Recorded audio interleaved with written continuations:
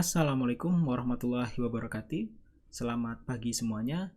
Semoga kalian dalam keadaan yang sehat semua. Kali ini saya akan mengajarkan materi farmakologi lanjutan pada pertemuan ke-10 tentang hormon gonad dan kontrasepsi hormonal. Untuk pertama, saya akan menjelaskan tentang ovarium. Ovarium merupakan organ yang dimiliki oleh wanita dengan fungsi menghasilkan beberapa hormon-hormon kelamin. Seperti halnya adalah estrogen, progesterin, dan hormon ovarium lain, misalnya inhibin. Ovarium sendiri memiliki fungsi sebagai gematogenik atau fungsi sebagai alat kelamin. Ya, dia menghasilkan hormon-hormon kelamin dan sebagainya. Pada wanita, khususnya pada anak-anak, gonadnya cenderung tenang, artinya tidak terpengaruh oleh siklus apapun pada anak-anak. Tetapi pada pubertas, hormon gonad atau hormon kelamin pada wanita itu mengalami perubahan siklus sehingga menimbulkan menstruasi. Pada menopause, justru sebaliknya, ovarium gagal merespon gonadotropin. Nah, perlu kalian ketahui bahwa gonadotropin inilah yang menjadi pemicu terjadinya perubahan pada hormon-hormon di ovarium, di mana gonadotropin itu disekresikan oleh kelenjar hipofisis di otak, ya, tepatnya itu di hipotalamus. Siklus hormonal pada menstruasi. Gonadotropin releasing hormone atau GnRH tadi diproduksi di hipotalamus seperti yang saya bilang di awal, di daerah sini, ya, di sini tepatnya hipotalamus, dan ini memproduksi GnRH. Nah, ketika disekresikan, GnRH ini akan masuk ke pembuluh darah. Sebelum dia masuk ke pembuluh darah, dia akan melalui anterior pituitary namanya. Anterior pituitary itu akan berada di pituitary gland atau kelenjar pituitary. Di kelenjar pituitary itu terdapat anterior pituitary. Nah, ketika si GnRH ini melalui anterior pituitary, dia akan membuat sel di sana memproduksi follicle stimulating hormone atau disebut dengan FSH dan luteinizing hormone atau disebut dengan LH.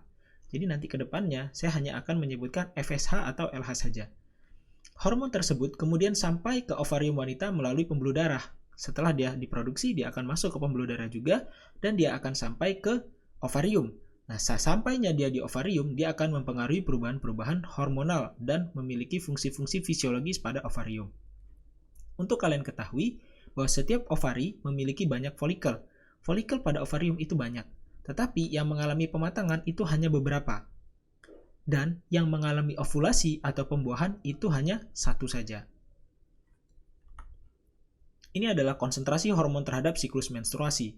Di slide ini mungkin kalian akan mengalami sedikit kebingungan karena terjadinya feedback negatif antar hormon dengan yang satu tetapi pada konsentrasi tertentu. Artinya ketika konsentrasinya berubah bisa jadi feedbacknya bukan negatif melainkan positif.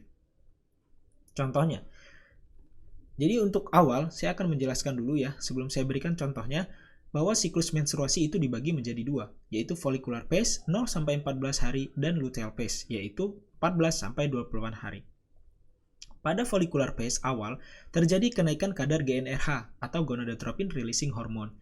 Akibatnya, terjadi peningkatan kadar LH dan FSH. Meskipun terjadi peningkatan, tetapi kalau kita lihat dari gambar ini jumlahnya stabil dan tidak terlalu banyak, ya.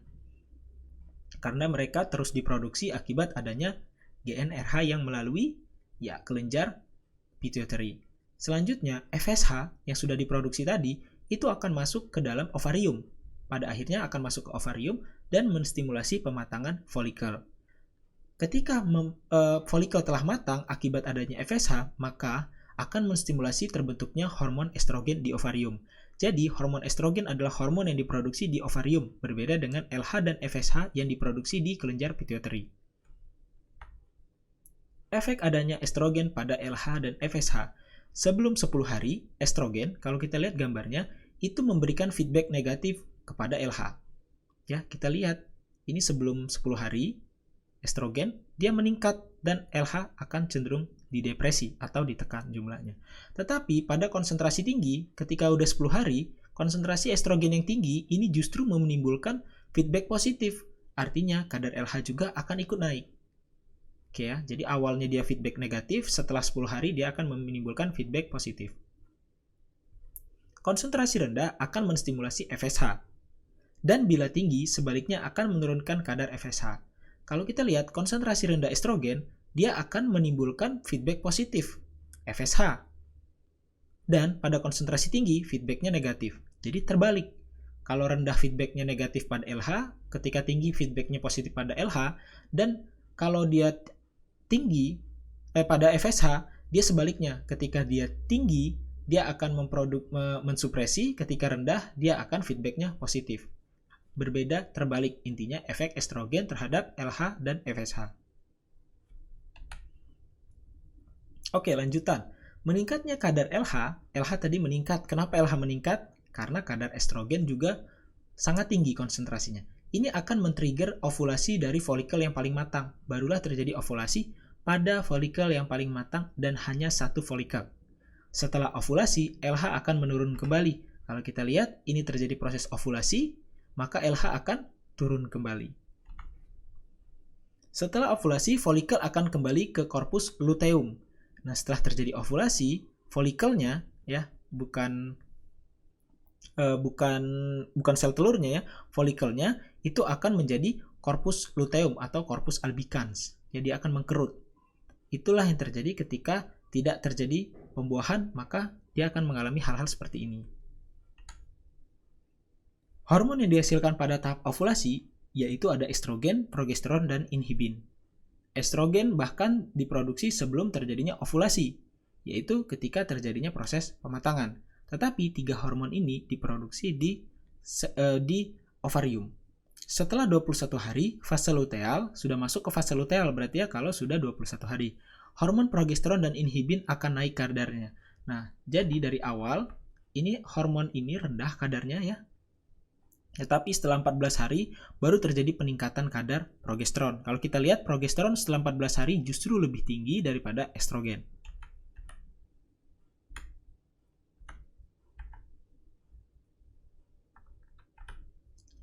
Efek adanya inhibin akan memberikan feedback negatif terhadap FSH.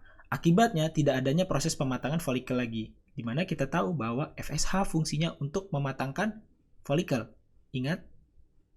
Sementara efek progesteron adalah menurunkan kadar GnRH, sehingga penurunan LH dan FSH, karena GnRH ini yang memicu terbentuknya LH dan FSH pada kelenjar pituitari, sehingga menstimulasi pertumbuhan endometrial. Jadi, efek progesteron ini selain menurunkan kadar GnRH, juga menstimulasi pertumbuhan endometrial. Sehingga kalau kita lihat dari gambar ini lagi, ketika progesteron naik, ini terjadi penebalan dinding endometrium.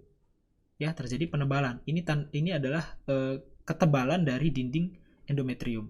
Jadi ketika progesteron naik, maka terjadi penebalan.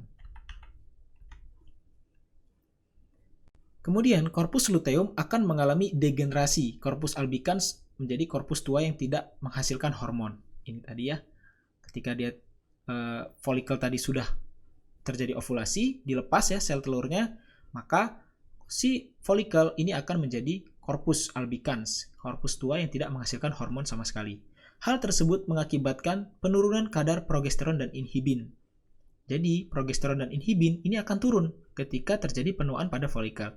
GnRH kembali naik diikuti dengan LH dan FSH. Sehingga terjadi siklus baru lagi. Ya, ketika dia tidak dibuahi, maka dia akan mengkerut. Mengkerutnya ini, folikel yang mengkerut ini akan mengakibatkan turunnya kadar progesteron dan inhibin. Sehingga GnRH yang tadinya disupresi oleh adanya progesteron dan inhibin itu akan ada lagi dan menstimulasi timbulnya LH dan FSH dan terjadilah siklus baru lagi. Lalu, kenapa terjadi menstruasi? Pada kondisi tidak terjadi pembuahan, maka kadar progesteron dan estrogen akan menurun. Tadi ya, kenapa? Karena terjadinya folikel menjadi bentuk korpus albicans. Nah, namun jika terjadi pembuahan, kadar progesteron dan estrogen akan terus naik. Itu bedanya.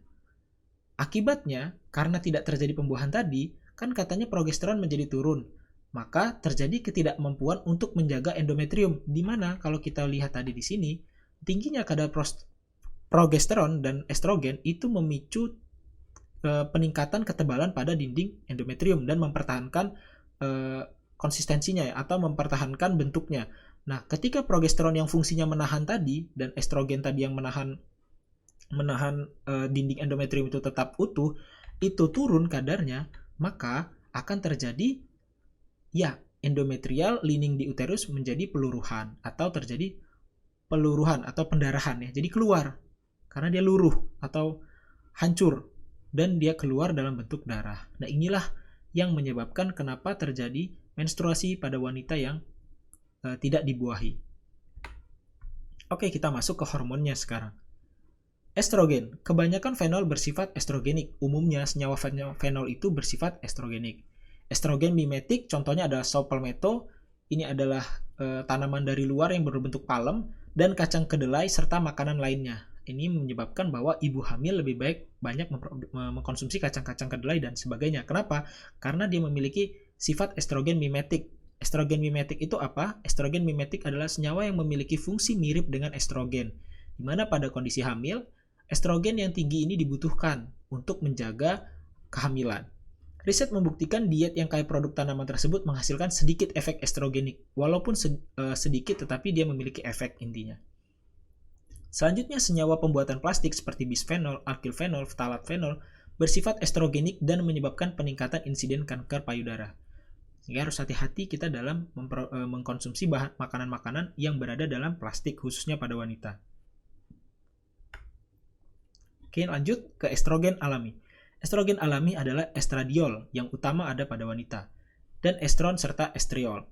Selama kehamilan, estriol yang disintesis oleh fetoplasenta dilepaskan di sirkulasi dan diekskresikan melalui urin. Diekskresikan melalui urin. Sehingga analisis estriol ini pada ibu hamil itu akan menilai kesejahteraan janin. Artinya kalau janinnya terus melepas estriol berarti hormon di dalam tubuh ibu itu sudah cukup untuk menjaga kesehatan si janin. Estrogen sintesis ada banyak, ini biasanya dipakai di obat-obat anti kontrasepsi ya. Contohnya ethinyl estradiol. Dosisnya sangat kecil sekali, yaitu 0,05 sampai 0,2 mg per hari, rendah sekali ya. Hormonal kebanyakan dosisnya memang kecil-kecil. Mekanisme kerja. Estradiol terikat pada SHBG. Ya, jadi mirip dengan kita minggu lalu ya belajar tentang kortikosteroid, hormon-hormon steroid, dia terikat juga pada SHBG ya. Tapi dia S-nya itu adalah seks, bukan CHBG ya. Bukan corticosteroid hormone binding globulin, tapi dia dengan SHBG, sex hormone binding globulin. Kemudian berdisosiasi, artinya terlepas, berdisosiasi masuk ke dalam sel dan reseptornya. Mirip dengan steroid, di mana reseptornya dalam sitoplasma terikat dengan HSP90. Mirip ya, kalau kita lihat reseptornya nggak bebas ketika dia tidak terikat dengan steroid maupun dengan estradiol. Jadi dia terikat dengan HSP90. Ketika terbentuk ikatan reseptor dan estrogen akan melepas HSP90. Mirip sekali dengan steroid. Selanjutnya, mereka membentuk homodimer. Ya, terbentuk homodimer juga, mirip sekali dengan steroid juga. Pada rantai nukleotida yang disebut dengan elemen reseptor estrogen atau ERE. Kemudian terjadi transkripsi dan menghasilkan mRNA, kemudian diubah menjadi protein di ribosom sama, sehingga menimbulkan efek. Proteinnya itu akan menimbulkan efek pada sel tersebut. Efek cepat seperti uptake CA2+ dan peningkatan aliran darah ke uterus tidak membutuhkan aktivasi gen. Jadi untuk efek-efek cepatnya ternyata tidak perlu mengaktifasi genetiknya. Tidak perlu sampai ke sana, cukup ambilan CA2 dan aliran darah ke uterus itu karena ada saja udah cukup, tidak perlu sampai sepanjang ini mekanismenya. Efek fisiologis. Maturasi perempuan. Estradiol itu merangsang perkembangan vagina, uterus, dan tuba uterina serta karakteristik seks sekunder pada wanita, merangsang perkembangan stroma dan pertumbuhan duktus payudara, menyokong pertumbuhan rambut, ketiak, dan perubahan distribusi lemak tubuh. Efek pada endometriumnya, ini menstimulasi pertumbuhan endometrium. Ini yang di awal saya singgung tadi, bahwa fungsi dari estradiol itu, atau estrogen, itu adalah meningkatkan pertumbuhan endometrium. Efek metabolik dan kardiovaskular, mempertahankan fungsi normal kulit dan pembuluh darah, menurunkan resorpsi atau reduksi tulang dengan memicu apoptosis osteoklas.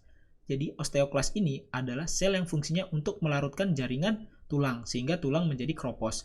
Nah, ketika terjadi apoptosis, maka jaringan yang fungsinya resorpsi tulang atau reduksi tulang ini akan sedikit jumlahnya dan tidak terjadi pengeroposan tulang.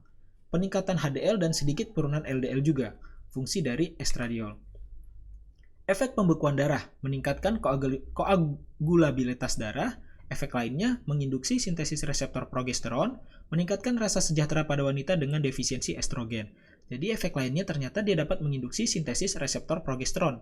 Reseptor progesteron ini mirip dengan reseptor estrogen yang fungsinya adalah untuk terikat dengan progesteron dan melakukan internalisasi pada nukleus sel sehingga memproduksi protein. Penggunaan klinis. Hipogonadisme primer. Umumnya dimulai pada usia 11-13 tahun. Perlu kalian ketahui bahwa hipogonadisme primer itu adalah kondisi di mana seorang wanita yang akan pubertas tetapi mengalami keterlambatan pubertas. Misalnya, wanita tersebut di usia 11-13 tahun yang umumnya sudah mengalami ciri-ciri pubertas itu tidak mengalami sama sekali. Maaf, seperti halnya misalnya payudaranya tidak tumbuh, kemudian tubuhnya masih seperti anak-anak dan sebagainya, malah cenderung mirip laki-laki. Itu ciri dari hipogonadisme primer. Pada kondisi tersebut, itu diberikan estrogen dosis rendah, seperti ethanyl estradiol dengan dosis 5-10 mikrogram. Progesterin ditambahkan pada pendarahan uterus pertama. Jika terjadi pendarahan uterus pertama, ya haid pertama, maka biasanya ditambahkan progesterin. Jika dia haidnya itu disebabkan karena penggunaan estrogen dosis rendah. Terapi hormonal pasca menopause. Jadi selain pada anak-anak yang mau beranjak dewasa, ini juga digunakan pada orang-orang tua yang sudah menopause. Gejala pasca menopause misalnya berhenti menstruasi, gejala vasomotor, gangguan tidur, atrofi genital, dan beberapa gejala yang berlangsung lama seperti hilangnya massa tulang. Terjadi percepatan peningkatan kolesterol plasma dan LDL. Kalau kita lihat, ini adalah fungsi-fungsi dari estrogen, di mana ketika sudah mengalami menopause, kadar estrogen di dalam tubuh wanita tersebut akan sangat rendah, sehingga terapi hormonal pasca menopause ini diperlukan untuk mengatasi atau memberikan manfaat terhadap fungsi-fungsi yang mestinya dilakukan oleh estrogen dalam tubuh. Jadi fungsinya adalah untuk menggantikan estrogen, di mana kalau kita lihat beberapa dari manfaatnya itu adalah untuk sebagai fungsi dari estrogen, misalnya hilangnya massa tulang, di mana fungsi estrogen tadi menyebabkan apoptosis pada osteoklas. Nah, ketika tidak ada estrogen, maka osteoklas tidak mengalami apoptosis dan akibatnya akan menghilangkan massa tulang. Kemudian kolesterol dan LDL itu juga sama. Jadi, kalau kita lihat, ini diperlukan untuk menggantikan hormon estrogen yang mulai rendah atau sangat rendah sekali kadarnya pada wanita yang sudah mengalami menopause. Penggunaan lain, kombinasi estrogen progesterin digunakan untuk menekan ovulasi pada pasien dysminor yang sukar diatasi. Ya, untuk pasien-pasien yang dysminor yang mengalami sakit atau nyeri pada perut ketika menstruasi, biasanya digunakan kombinasi obat-obat estrogen maupun progesterin. Efek samping. Perdarahan uterus pasca menopause yang dapat disebabkan karsinoma endometrium. Jadi bisa terjadi pendarahan karena disebabkan oleh kanker. Efek lain, mual dan nyeri payudara, hiperpigmentasi, dan migrain. Lanjut ke hormon yang kedua, yaitu adalah progestin, atau alaminya adalah progesteron. Diproduksi di ovarium sama seperti halnya estrogen, testis dan kelenjar adrenal dari kolesterol. Jadi dia diproduksi juga oleh laki-laki. Sintetisnya kalau kita lihat ada hidroksiprogesteron karproat dan seterusnya. Ya, ada nortinderon, ini yang sering sekali itu adalah norgestrel yang sering kalian lihat di obat-obat kontrasepsi, ya. Obat-obat kontrasepsi. Efek fisiologis. Mekanisme serupa dengan hormon steroid lain, mirip ya. Efek progesteron meningkatkan kadar insulin basal dan respon insulin terhadap glukosa. Jadi, hati-hati bagi wanita yang sudah menopause, ini dapat mengakibatkan tingginya kadar gula darah karena fungsi dari progesteron adalah meningkatkan kadar insulin. Meningkatkan penyimpanan glikogen. Penyimpanan glikogen adalah penyimpanan glukosa di dalam hati dalam bentuk glikogen. Kalau tidak terjadi penyimpanan glikogen, maka glukosa itu akan berada di darah terus. Memacu ketogenesis, yaitu produksi keton dari asam lemak dan asam aminogenik, berkompetisi dengan aldosteron untuk meningkatkan reseptor mineral kortikoid untuk berikatan dengan reseptor mineral kortikoid, yaitu penurunan resorpsi Na. Jadi kalau kita lihat, kita sudah belajar kemarin fungsi aldosteron adalah meningkatkan reabsorpsi Na. Tetapi ketika dia berkompetisi dengan progestin atau progesteron, ini akan mengakibatkan penurunan resorpsi Na. Artinya Na-nya tidak direabsorpsi, ya, tetapi dibuang. Sementara fungsi dari aldosteron adalah meningkatkan reabsorpsi dari natrium atau garam-garam lain. Penggunaan klinis. Terapi suli hormon dan kontrasepsi hormonal. Medroksiprogesteron asetat, dosis 10-20 mg oral 2 kali seminggu akan mencegah menstruasi. Ya, jadi dapat digunakan untuk mencegah menstruasi. Ini contohnya pada wanita-wanita yang ingin melakukan umroh misalnya, atau haji dan sebagainya. Ini digunakan untuk mencegah menstruasi ketika berada di tanah suci. Menunda persalinan prematur dan mencegah terjadinya keguguran. Digunakan dalam terapi wanita yang sulit mengandung. Kontraindikasi, progestin dalam sediaan ini dapat meningkatkan tekanan darah, dapat meningkatkan risiko kanker payudara jika kombinasi dengan estrogen pada terapi suli hormon. Terapi suli hormon ini adalah terapi di mana hormon digantikan dari luar, yaitu hormon tubuh yang normal, progesteron dan estradiol itu digantikan oleh estrogen dari luar dan progesteron dari luar, dari obat-obatan. Selanjutnya sebagai kontrasepsi hormonal. 2 macam kontrasepsi oral, kombinasi estrogen dan progesteron, progestin kontinu tanpa estrogen. Jadi bisa 2, kombinasi estrogen dan progesteron, bisa progesteron saja tanpa estrogen.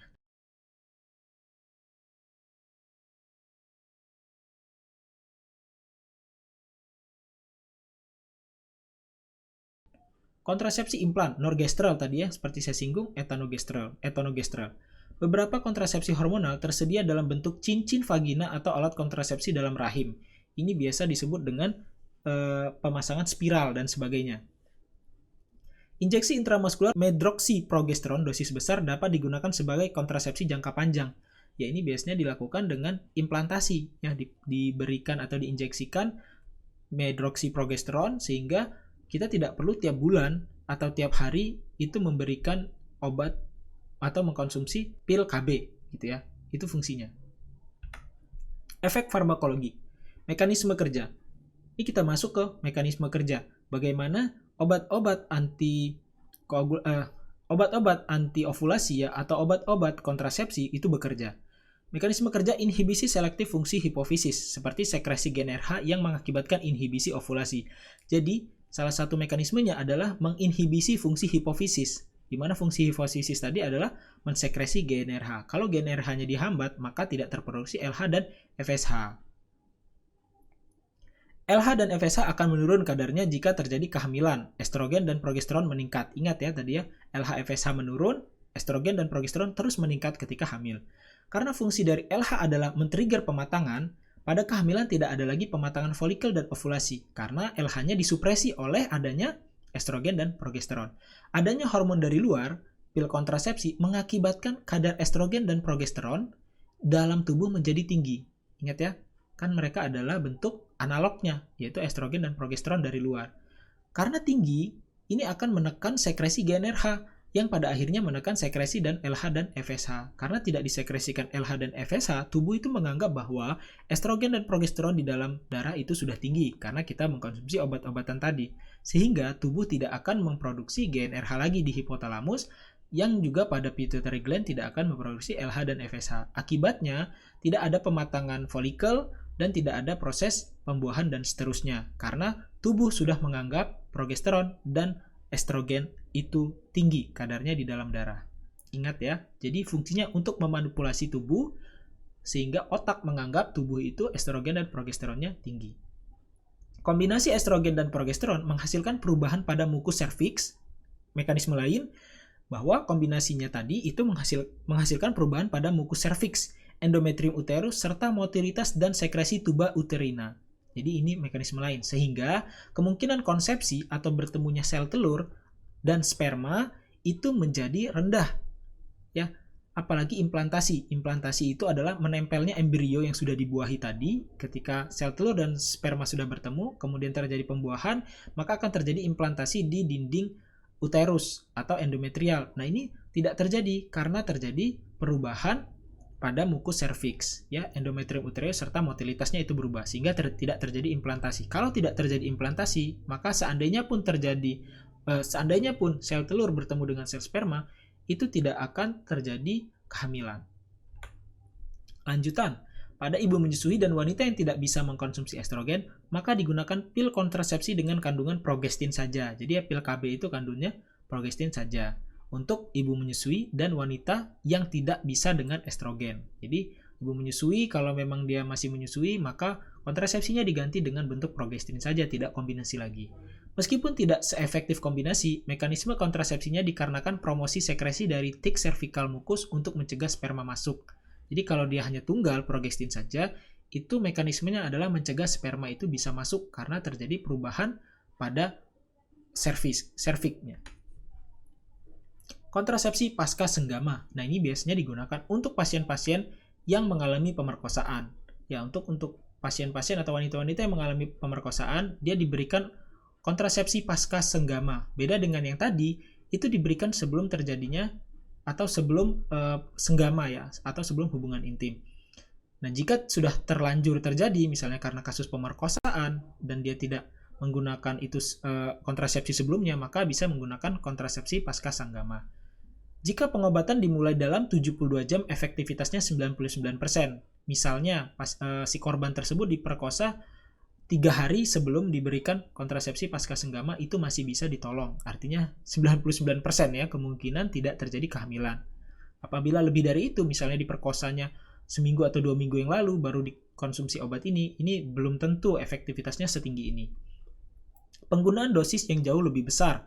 Hormon ini dikombinasi dengan antiemetik karena efek samping mual dan muntah. Jadi harus diberikan antiemetik. Antiemetik itu anti mual ya, anti mual dan muntah, anti muntah. Mifepriston, suatu antagonis reseptor progesteron dan glukokortikoid, mempunyai efek letolitik dan efektif sebagai kontrasepsi pasca sanggama. Jadi mifepriston ini yang efektif sebagai kontrasepsi pasca sanggama. Kombinasinya dengan prostaglandin merupakan abortifasien yang efektif. Nah, ini yang tidak boleh dilakukan. Kenapa? Karena kalau kita mengkombinasikan mifepriston dengan prostaglandin, analog prostaglandin ini contohnya adalah misoprostol atau sitotek ya bahasa di pasarannya, sehingga ini dapat menimbulkan keguguran yang dibuat. Nah, ini yang menyebabkan obat-obat sitotek, obat-obat analog prostaglandin di apotik dan di rumah sakit ini sangat ketat penjagaannya. Kalau tidak ada instruksi dari dokter, biasanya prostaglandin ini digunakan untuk menginduksi kontraksi. Nah, jika diberikan pada pasien yang baru hamil muda misalnya ini banyak sekali kasusnya di Jakarta dan sebagainya, di kota-kota besar, yaitu ketika remaja mungkin sudah melakukan hubungan intim dan hamil, mereka mencari obat lambung, yaitu dengan sitotek namanya, isinya adalah analog prostaglandin.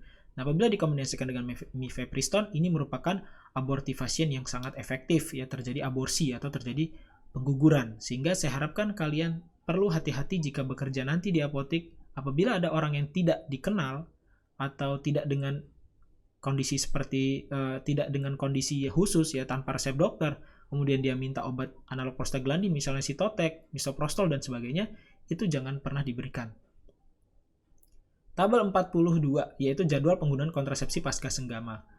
Ada banyak ya, ada estrogen terkonjugasi 10 mg 3 kali sehari selama 5 hari kalau kita menggunakan estrogen terkonjugasi. Kalau menggunakan etinil estradiol 2,5 mg 2 kali sehari selama 5 hari. Kalau menggunakan dietilstilbestrol itu 50 mg per hari selama 5 hari. Mifepriston 600 mg sekali dengan misoprostol 400 mikrogram sekali. L-norgestel dan seterusnya. Ini adalah obat-obat yang digunakan. Oke, saya ada tugas untuk kalian, yaitu bagaimana cara kerja alat TESPEC. Bahas dengan mengaitkan proses hormonal dalam tubuh ketika terjadi kehamilan, minimal jawabannya 1 lembar folio. Artinya tidak boleh kopas dari internet, boleh kalian baca materi dari internet, tapi tidak kopas, karena kalau dari internet mungkin hanya 1 baris saja atau 1 paragraf. Tapi kalau kalian baca materi saya tadi, kemudian kalian menganalogikan dengan hal yang sama, maka itu bisa lebih dari 1 lembar folio. Jadi harapannya setelah kalian mengerti materi ini atau belajar materi ini, kalian dapat mengerti proses-proses hormonal pada tubuh wanita. Oke, sekian dari saya. Wassalamualaikum warahmatullahi wabarakatuh.